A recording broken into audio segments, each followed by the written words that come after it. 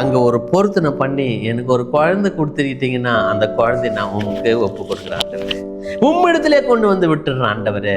என் நிந்த மட்டும் மாறிடணும், என் கஷ்டம் மட்டும் தொழிஞ்சிடணும்.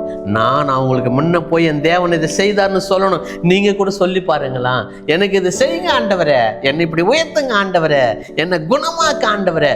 நான் அவங்க முன்ன போய் சொல்லணும், என்னை இயேசு குணமாக்குனாரு, எனக்கு அற்புதம் செஞ்சாரு, எனக்கு வீடு கொடுத்தாரு. இப்ப அந்த அம்மா தானே சொல்றாங்க, எனக்கு ஒரு குழந்தை கொடுத்தா அது எனக்கு கூட வேணாம், அதை கொண்டு வந்து உன் ஆலயத்துல விட்டுடுறேன்.